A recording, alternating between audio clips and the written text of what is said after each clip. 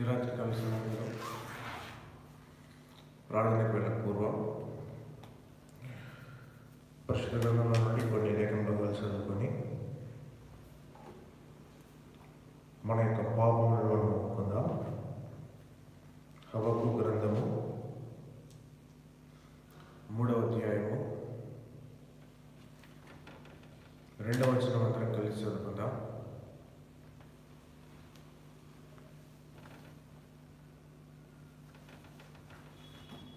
హబక్కూకు గ్రంథము 3వ అధ్యాయము 2వ వచనం కలిసి చదువుకుందాం. యెహోవా, నిన్ను గూర్చిన వార్త విని నేను భయపడుచున్నాను. యెహోవా, సంవత్సరములు జరుగుచుండగా నీ కార్యము నూతనపరచు. సంవత్సరములు జరుగుచుండగా దానిని తెలియజేయు. కోపించుచునే వాత్సల్యమును జ్ఞాపకమునకు తెచ్చుకొనుము. ప్రభు సాయంత్రం పునవైపు చూద్దాం.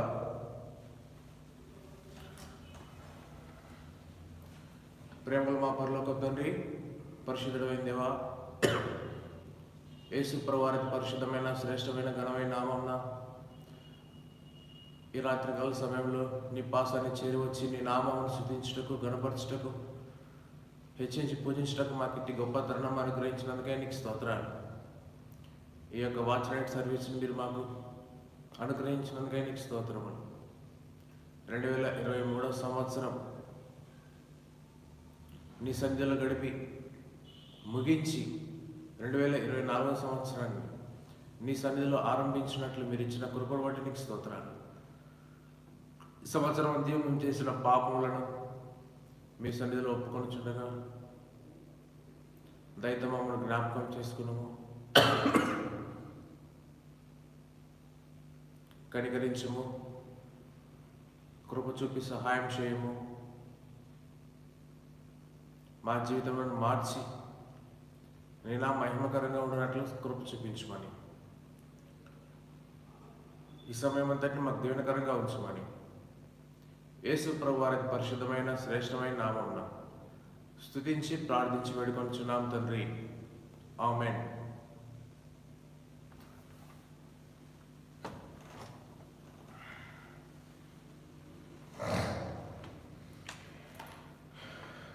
ఇక్కడ రాయబడిన మాట చూస్తే హబక్కూకు తాను చేయించినటువంటి ప్రార్థన ఇక్కడ రాయబడుతూ వచ్చింది.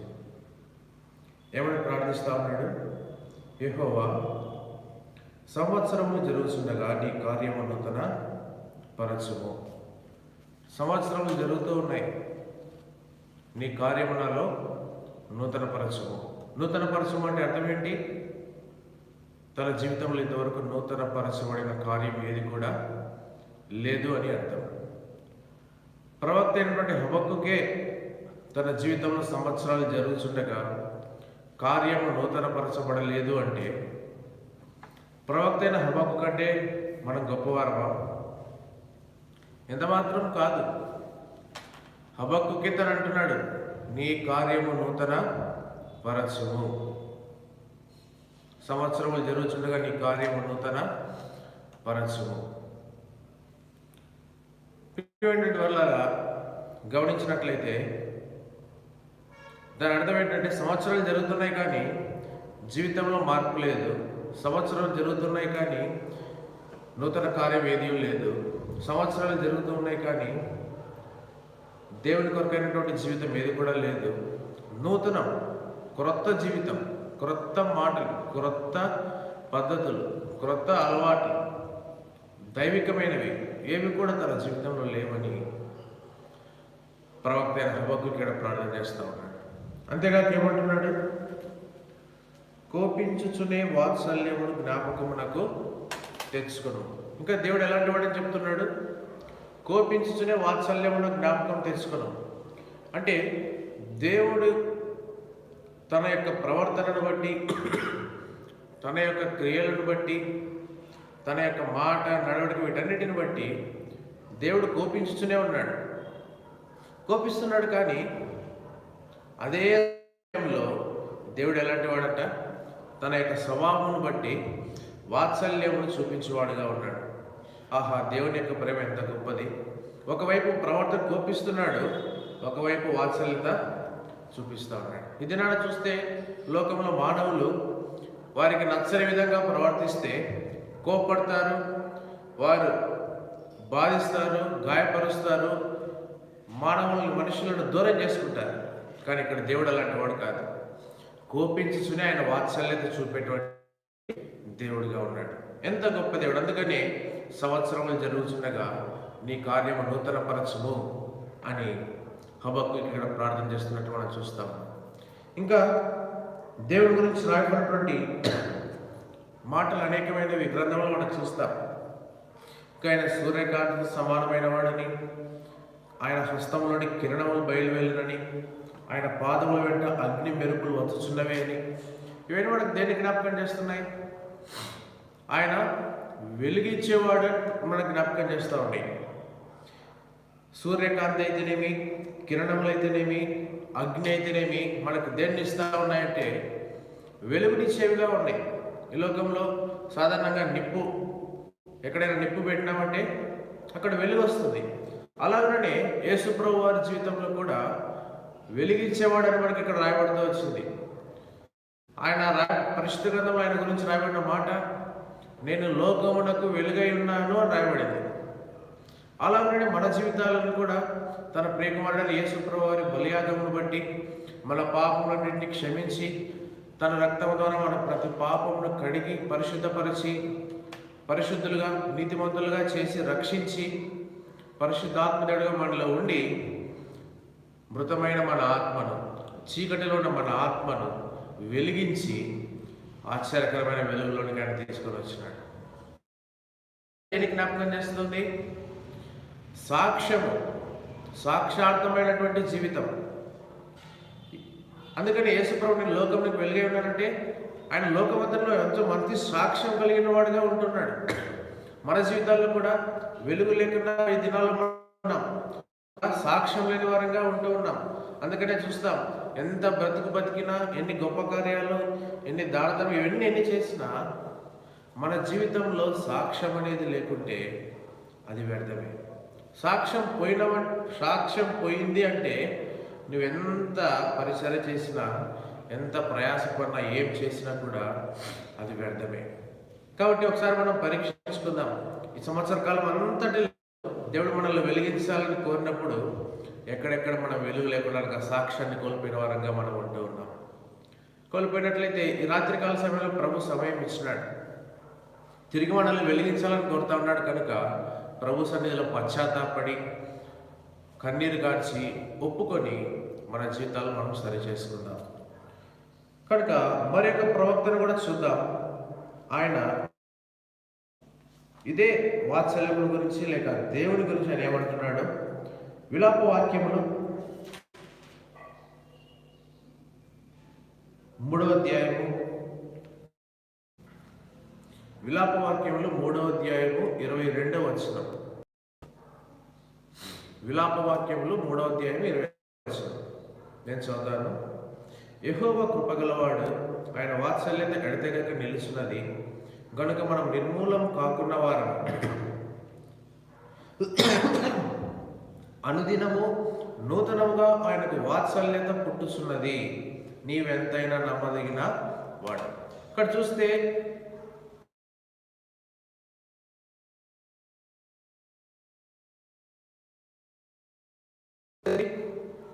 ఏ ప్రవక్త? విలపించే ప్రవక్తను మనం జ్ఞాపకం చేయబడుతూ ఉంది. ఇర్మియా గ్రంథం అయితేనేమి, విలాపవాక్యం అన్నింటిలో చూస్తే ఆయన విలపిస్తూ ఉన్నాడు. విలపించి ఇక్కడ దేవుని యొక్క గొప్పతనాన్ని కూడా చెప్తా ఉన్నాడు. ఆయన కృపగలవాడు, ఆయన వాత్సల్యత ఎడతెగక నిలిచినది, అందుకే మనం నిర్మూలం కాలేదు. అనుదినము ఆయన వాత్సల్యత మనకు నూతనముగా పుట్టుచున్నది. అంటే ఈ దినం ఉన్న వాత్సల్యత రేపు మరొక విధంగా ఉంటుంది, రేపు ఉన్న వాత్సల్యత మరుసటి దినం మరొక విధంగా ఉంటుంది. వాత్సల్యత అంటే ప్రేమ కంటే, దయ కంటే, జాలి కంటే, కనికరం కంటే, కృప కంటే, వీటన్నిటికంటే మించినది.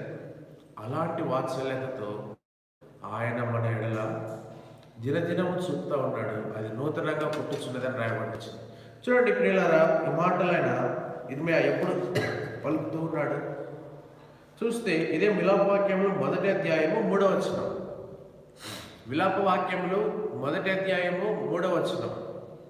యూదా బాధ నొంది దాసురాలై చెరలోనికి పోయి ఉన్నది. ఏమైందట? యూదా బాధ నొంది దాసురాలై చెరలోనికి పోయి ఉన్నది. అయ్యో, యూదా అంటే అర్థమేంటి? స్తుతి. యూదా అనగా స్తుతి. గోత్రపు సింహం నుండి యేసుప్రభువు వారు వచ్చినాడు. ఆయన అదేవిధంగా అలాంటి యూదా ఇక్కడ ఏమైతే వచ్చినాడంట, బాధ నుండి దాసురాలై చెరలోనికి పోయింది. ఎప్పుడు చెరలోనికి పోతాం?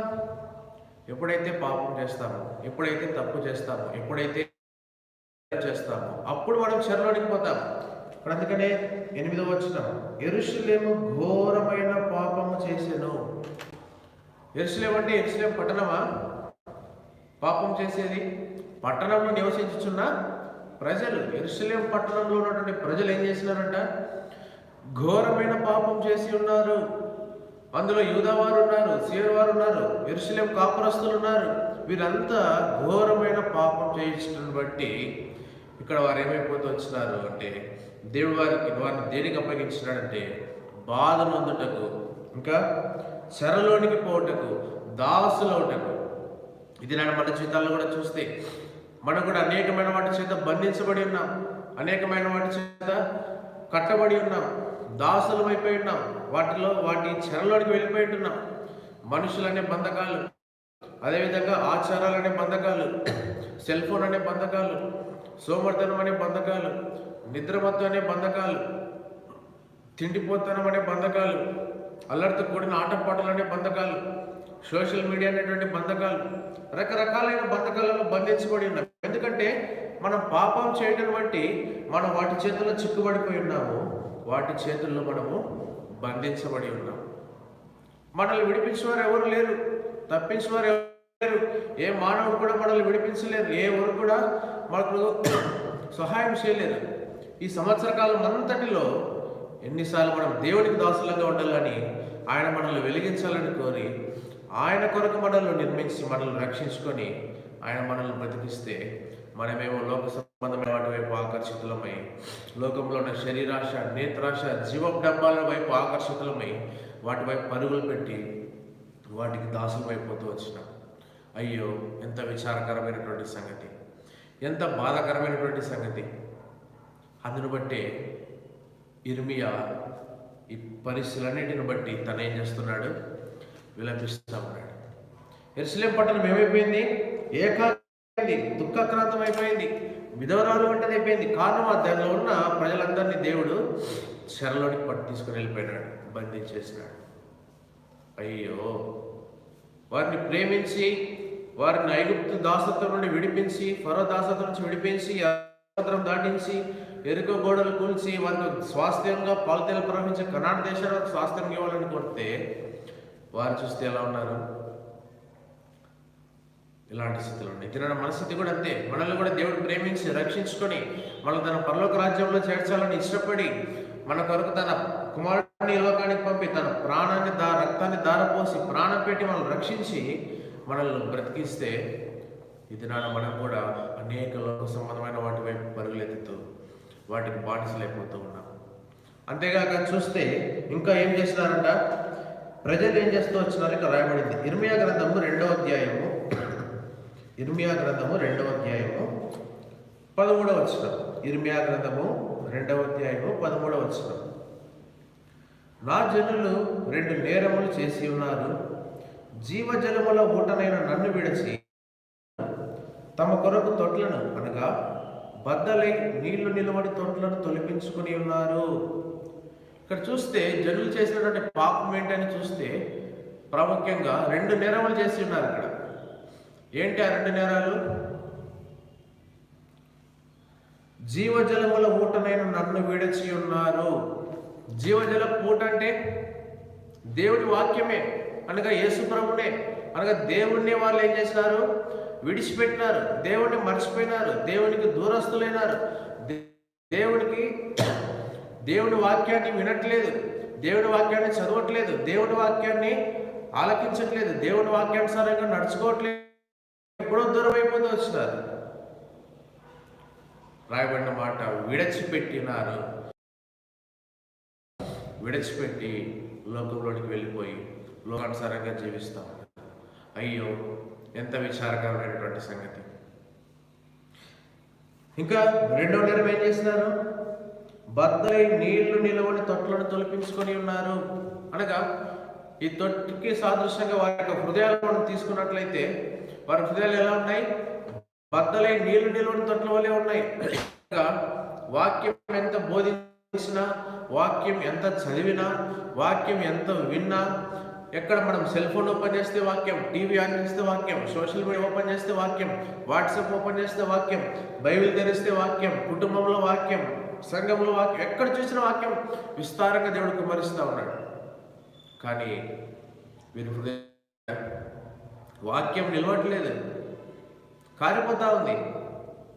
కారణం ఏంటంటే వాక్యం నిలవకుండా కారిపోవడానికి, వాక్యం కంటే వాక్యము నింపబడకుండా ఉండడానికి ఆల్రెడీ ముందుగా వ్యర్థమైన వాటి చేత, లోక సంబంధమైన వాటి చేత హృదయం అనే తొట్టి నింపబడి ఉంది. ఇది నన్ను మన జీవితంలో కూడా చూస్తే మన సంగతి కూడా ఇలాగే ఉంది. మనం కూడా ఈ సంవత్సర కాలం అంతట్లో దేవుని దృష్టిలో 2 నేరములు చేసిన వారు మనం ఉంటా ఉన్నాం. ఏంటవి? జీవజల పూటైన యేసు ప్రభువును మనం విడిచిపెట్టి ఉన్నాం. ఆయనను మర్చిపోయిన వారంగా మనం ఉన్నాం. ఆయనకు దూరం అయిపోయిన వారంగా ఉన్నాం. దేవుని వాక్యాన్ని చదవని వారంగా, దేవుని వాక్యం అంటే ఆసక్తి తృష్ణ లేని వారంగా మనం ఉన్నాం. ఎప్పుడో దేవుని వాక్యాన్ని దేవుడిని మర్చిపోయిన వారంగా ఉంటూ ఉన్నాం. అంతేకాక మన హృదయంలో కూడా వాక్యం అనేది లేదు. వాక్యం లేకున్నట్టుని బట్టి విస్తారంగా పాపం చేస్తూ ఉన్నాం. అందుకంటే దావీదు అంటాడు కదా, నీ ఎదుట నేను పాపం చేయకుండానట్లు నా హృదయంలో నీ వాక్యము ఉంచుకొని ఉన్నాను. దేవుడి వాక్యం మన హృదయంలో ఉంటే పాపం చేయలేము. దేవుడి వాక్యం మన హృదయంలో ఉంటే సరైన మార్గంలో నడుస్తాం. దేవుడి వాక్యం మన హృదయంలో ఉంటే ఆత్మీయంగా బలపడతాం. కాబట్టి ప్రియమైనటువంటి వారులారా, సంవత్సర కాలం అంతట్లో ఈ 2 నేరములే కాదు, లెక్కకు మించినన్ని నేరములు చేసిన వారంగా మనం ఉంటూ ఉన్నాం.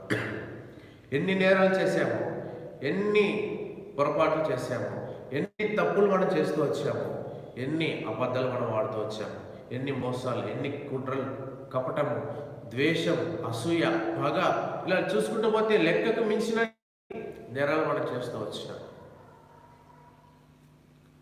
అయితే ఈ సంవత్సర కాలం చివరి సమయంలో ప్రభు మనకు సమయం ఇచ్చినాడు. కనీసం ఇప్పుడైనా ప్రభు సన్నిధికి వచ్చి ఇర్మియా వలె విలపించి పశ్చాత్తాపడాలని దేవుడు కోరుతా ఉన్నాడు.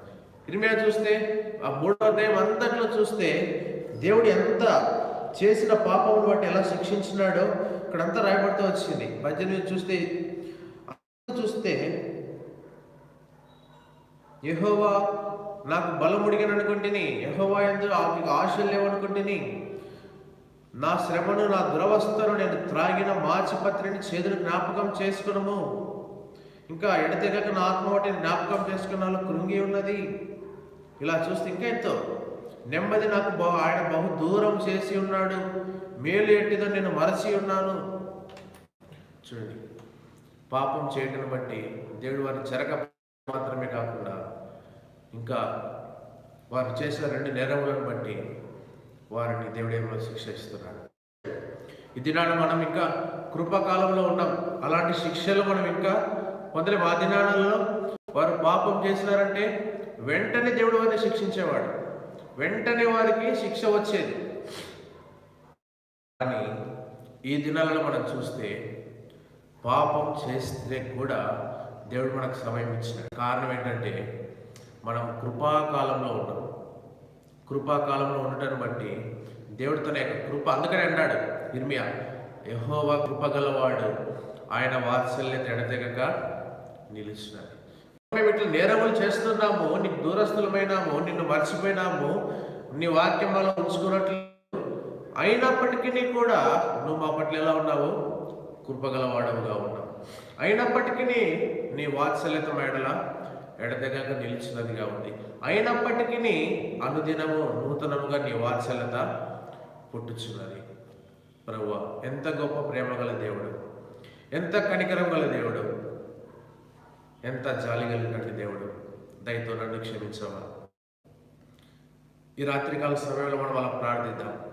దయతో నన్ను క్షమించు, దయతో నన్ను క్షమించు ప్రభువా. నా జీవితం మార్చుకుంటాను. సంవత్సరాలు జరుగుతున్నాయి, నీ కార్యాన్ని నాలో నూతనపరచు ప్రభువా. సంవత్సరాలు జరుగుతుండగా నీ వాత్సల్యత నా ఎడల పుట్టించు. కోపించుచునే నా వాత్సల్యం జ్ఞాపకం చేసుకున్నాము. హబక్కుకు వలె ప్రార్థిద్దాం, ఇర్మియా వలె ప్రభువా ఇలా ప్రార్థిద్దాం. విలపిద్దాం. తన కొరకు విలపిస్తున్నాడు, తన కొరకు యెరూషలేము కాపురస్తులు అందరి కొరకు విలపిస్తూ ఉన్నాడు. ఈ రాత్రికాల సమయంలో, ఈ సంవత్సర కాలం అంతట్లో చూస్తే ఒక్కసారైనా మన కొరకు, మన కుటుంబం కొరకు, మన బంధువుల కొరకు, మన సంఘం కొరకు, మన సమాజం, మన ఇరుగు పొరుగు వారి కొరకు దేవుని సన్నిధిలో ఇర్మియా వలె ఎప్పుడైనా విలపించినామా? అయ్యో, ఎంత బాధాకరం. అలా విలపించకుండా ఉంటే ఎలాగ నీవు నూతన సంవత్సరంలో ప్రవేశిస్తావు? అలా విలపించకుండా, ప్రభు సన్నిధిలో ఒప్పుకోకుండా, పశ్చాత్తాపడకుండా, పాత స్వభావంతో నూతన సంవత్సరంలోకి ఎలా ప్రవేశించాలనుకుని ధైర్యం చేస్తున్నావు? దేవుడు మనకు అందుకే అవకాశం ఇచ్చినాడు, అందుకే ఈ సమయం ఇచ్చినాడు. ప్రియమైనటువంటి వారులారా, ఈ రాత్రికాల సమయంలో మరొకసారి మనం పశ్చాత్తాపడదాం, మరొకసారి మనం క్షమాపణ కోరదాం, మనము దేవుడి సన్నిధిలో విలపిద్దాం. ఇర్మియా వలె. ఇంకా ఏమంటున్నాడు? ఇంకా ఏమైనామంట? విలాప వాక్యములు 4వ అధ్యాయము 1వ వచనం. విలాప వాక్యములు 4వ అధ్యాయము 1వ వచనం. బంగారము ఎట్లు మందగిలినది, మేలిమి బంగారము ఎట్లు మార్చబడినది. ఏమైంది? బంగారు ఇక్కడ మందగిలిపోయింది. బంగారం మనందరికి తెలుసు, కొన్నప్పుడు, క్రొత్తదిగా కొన్నప్పుడు ఎంతో మెరుస్తూ ఉంటుంది, ఎంతో అద్భుతంగా ఉంటుంది, ఎంతో చక్కగా ఆకర్షణీయంగా ఉంటుంది. కానీ రాను రాను రాను రాను మన చేతికి పెట్టుకొని ఆ పనులు చేస్తాం, ఇట్లా చేస్తాం, నీళ్ళల్లో చేతులు పెడతాం, అక్కడ ఆ పని ఇవన్నీ చేయడం ద్వారా బంగారకున్న మెరుపు ఏమైపోతుంది? తగ్గిపోతూ ఉంటుంది. తగ్గిపోయినప్పుడు తిరిగి మనం ఏం చేస్తాము? కంసాల యొద్దకు షాపుకి వెళ్ళి తిరిగి మనం దానికి మెరుపు పెట్టించుకుంటాం. తిరిగి ఎప్పుడైతే మెరుపు పెట్టించుకుంటామో దాన్ని అతని అగ్నిలో పెట్టి శుద్ధి చేసి దానికి ఉన్న మలినమంతటిని తీసివేసి దాన్ని శుద్ధి చేసి దానికి తిరిగి మెరుపు వేస్తాడు. అప్పుడే తిరిగి మెరుస్తుంది. మేలిమి బంగారం అంటే బంగారం కంటే మించినది. కానీ ఇక్కడ చూస్తే బంగారం, మేలిమి బంగారం అయిపోయింది, మందగిలిపోయింది, మారిపోయింది. మన జీవితాల్లో కూడా చూస్తే దేవుడు మనల్ని ప్రేమించి తన గొప్ప శిలువ యాగమును బట్టి మనల్ని రక్షించుకొని బంగారము, మేలిమి బంగారు కంటే విలువైన వాళ్ళనుగా మనల్ని చేస్తూ వచ్చినాడు. అందుకని చూస్తాం, రాజులైన యాజక సమూహము దేవుని సొత్తైన ప్రజలలో మనల్ని చేర్చినాడు. ఎంత గొప్ప ప్రేమ ఇది! అంటే రాజులైన యాజక సమూహం, దేవుని సొత్తైన ప్రజలు, పరిశుద్ధ జనాంగము, ఈ గుంపులో మనల్ని చేర్చినాడంటే ఆ గుంపు బంగారం కంటే విలువైనది, మేలిమి బంగారం కంటే గొప్పది, వెలకట్టలేనటువంటిది. అలాంటి గుంపులో చేర్చిన మనలను దేవుడు బంగారు కంటే విలువైన వాళ్ళుగా మనల్ని చేస్తే మనం ఏమైపోయినాం? మందగిలిపోయినాం. అందుకని అంటాడు, మీరు మీ సొత్తు కాదు, మీరు విలువ పెట్టి కొనబడిన వారు, విలువైన వారు మీరు. కానీ ఏమైపోయింది? ఇది నాన్న, మందగిలిపోయినాం, పతనమైపోయినాం, పడిపోయినాం, కురింగిపోయినాం. సోమరితనం, నిద్ర, తిండిపోతనం, దేవుడి మందిరం అంటే ఆసక్తి లేకపోవడం, దేవుడి మందిరం అంటే ఆశ లేకపోవడం, ఇష్టం లేకపోవడం, దేవుని యొద్దకు రావాలంటే ఏమొస్తాంలే అని చులకనగా చూడటం, తృణీకారంగా చూడటం. అయ్యో, ఎంత విచారకరమైనటువంటి సంగతి. ఇదినాడు మన జీవితం, ఆత్మీయ జీవితం మందగిలిపోయింది. మందత్వంతో మనం ఉన్నాం, కదలలేని స్థితిలో ఉన్నాం. బయట భౌతికమైన పనులను ఎంతో హుషారుగా చేసుకుంటాం, చక్కగా చేసుకుంటాం. ఎక్కడికైనా ఫంక్షన్కి వెళ్ళాలంటే, ఎక్కడికైనా షాపింగ్కి వెళ్ళాలంటే, ఎక్కడికైనా బంధువుల దగ్గరికి వెళ్ళాలి అంటే, ఏదైనా ఊరికి వెళ్ళాలి అంటే వెంటనే పెద్దల కడలు వేస్తాం, చక్కగా రెడీ అవుతాం, మంచి బట్టలు వేసుకుంటాం, హుషారుగా రెడీ అవుతాం. అదే దేవుడి మందిరానికి వెళ్ళాలి అంటే అందరి ఇంట్లో వాళ్ళందరు వెళ్ళిపోయినా కూడా మనం ఇంకా మంచం మీద పడుకొని ఉంటాం. అంటే మందత్వము, సోమరితనము, రావడానికి ఇష్టం ఉండదు, బుద్ధి పుట్టదు. దీనంతటి కారణం ఎవరు? సాతానుడే. సాతానుడే మనలో మందత్వాన్ని చేసి దేవుడి మందిరానికి రానివ్వకుండా, దేవుని యొద్దకు రాకుండా సాతానుడు మనల్లో. అయ్యో, ఎంత విచారకరమైనటువంటి సంగతి. అందుకని అంటున్నాడు, ఎట్లు మందగిలినది బంగారం ఎట్లు మందగిలుతుంది. అయితే శుద్ధి చేయాలంటే బంగారం ఎట్లా శుద్ధి అవుతుంది? అగ్ని ద్వారా శుద్ధి అవుతుంది. అయితే దేవుడు మనకు ఆ సమయం, ఆ అగ్ని ద్వారా శుద్ధి చేయబడే సమయం రాకముందే దేవుడు ఒక అవకాశం ఇచ్చినాడు. పశ్చాత్తాపడి ఆయన దగ్గరకు వచ్చి కన్నీటితో క్షమాపణ కోరి తిరిగి మనం సరి చేసుకున్నట్లయితే, తిరిగి మనము దేవుని ఎదుట ప్రార్థించి ఒకరిని పశ్చాత్తాపడినట్లయితే తిరిగి మనల్ని క్షమిస్తాడు. తిరిగి అందుకనే అంటాడు కదా, ఆయన కృపగలవాడు అని. ఇప్పుడు మనం కూడా అదే, ఆయన కృపగలవాడు కనుక ఆయన ఎద్దకు వచ్చి పశ్చాత్తాపడి ఆయన ఎదుట సాగిలపడి ఆయన మన క్షమాపణ కోరి మనము ఒప్పుకున్నట్లయితే ఆయన కృపగలవాడు కనుక మన పాపం ఆయన క్షమిస్తాడు. ఇంకా తను 25 వచనంలో చూడండి, తను ఆశ్రయించిన వారి ఎడల యెహోవా దయాళుడు, తన్ను వెదకు వారి ఎడల ఆయన దయచూపువాడు. తను వెతికి ఆయన ఎద్దకు వస్తే ఆయన దయ చూపిస్తాడు, ఆయన క్షమిస్తాడు, జీవితం మారుస్తాడు. బంగారు కంటే విలువైన వారుగా మరి తిరిగి మనకు మన కోల్పోయిన మెరుపు తిరిగి మనకు దయచేస్తాడు. విలువైన వాళ్ళనుగా మనల్ని చేస్తాడు, గొప్ప వాళ్ళనుగా మనల్ని చేస్తాడు. ఆహా, దేవుని యొక్క ప్రేమ, బుద్ధి, బాహులు ఎంత గొప్పవి. ఆయన ఎంత ప్రేమ గలవాడు. ఇది నాడు మానవుడు ఒక తప్పు చేస్తే మానవుడి దగ్గరికి చేర్చుకోడు. ఇది నాడు మానవుడు ఒక నేరం చేస్తే తిరిగి ఆ మానవుడితో మాట్లాడడానికి ఇష్టపడ్డు. కానీ ఇక్కడ దేవుడి ప్రజలైనటువంటి వారు 2 నేరములు చేసినారు, తిరిగి మందత్వం కలిగి ఉన్నారు.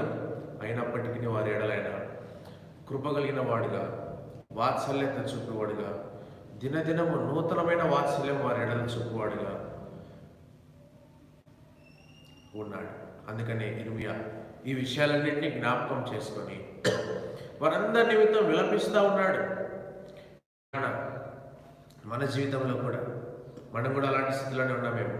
సంవత్సరాలు జరుగుతున్నాయి కానీ జీవితంలో మార్పు లేదు, మాటలో మార్పు లేదు, క్రియలో, చూపులో, నడకలో, ప్రవర్తనలో ఏమాత్రం.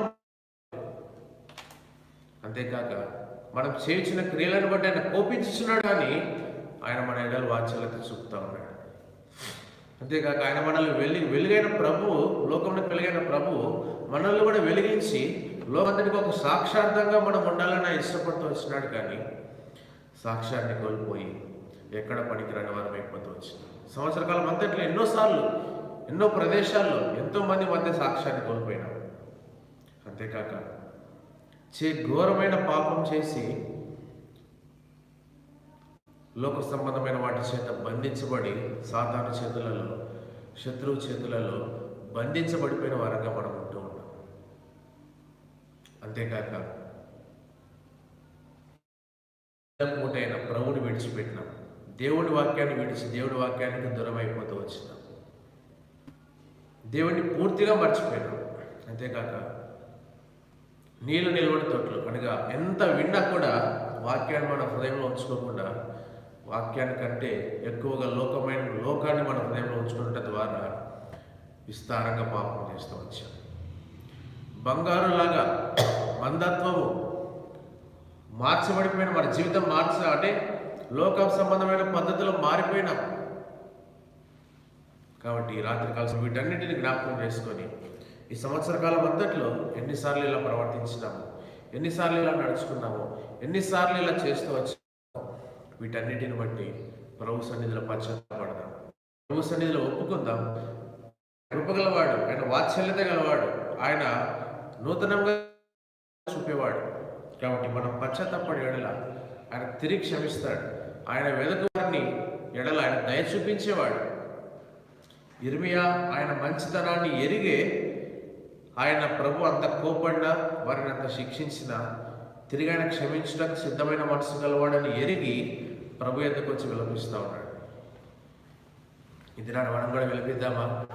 ఈ నూతన సంవత్సరంలో ప్రవేశించబోయే ముందు, నూతనంగా మనం మార్చబడే ముందు నూతనమైన జీవితాన్ని కలిగి ఉండే విధంగా ఉండాలని, నూతనంగా మనం నూతన సంవత్సరంలో ప్రవేశిద్దామని ఆశ కలిగి అలా నడుచుకున్నట్లయితే దేవుడు తప్పక మనకు గొప్ప విజయం ఇస్తాడు, తప్పక మన జీవితాన్ని మారుస్తాడు, తప్పక మనల్ని ఆశీర్వదిస్తాడు, తప్పక నూతన పరుస్తాడు. తిరిగి మనల్ని మన జీవితంలో సంవత్సరం జరుగుతుండగా నూతన కార్యాన్ని మన జీవితంలో ఆయన చేస్తాడు. కాబట్టి ఆ తలంపులు కలిగిన వారమై ప్రభు సన్నిధిలో మన పాపులను ఒప్పుకుందాం. ఒక సహోదరుడు, ఒక సహోదరి క్రమమైన పద్ధతిలో, విస్తారంగా కాకుండా క్రమమైన పద్ధతిలో ప్రభు సన్నిధిలో పాపములు ఒప్పుకుందాం. ఇది ఆరాధించే సమయం, స్తుతి చెల్లించే సమయం కాదు. ఇది పాపములు ఒప్పుకునే సమయం. ఎవరి పాపములు వాళ్ళు ఒప్పుకోవాలి. పక్క వారి పాపమో, ఎదుటి వారి పాపమో, నీ తోటి విశ్వాస పాపమో, వారి పాపాలు ఒప్పుకునే సమయం కాదు ఇది. నీ వ్యక్తిగతంగా ఈ సంవత్సర కాలం అంతట్లో చేసిన పాపములన్నిటినీ నువ్వు ఒప్పుకోవాలని ప్రభువు ఆశ కలిగి ఉన్నాడు. దేవుడి వాక్య భాగము దీవించుగాక. దయచేసి మోకరించి ప్రార్థనలోకి వెళ్దాం.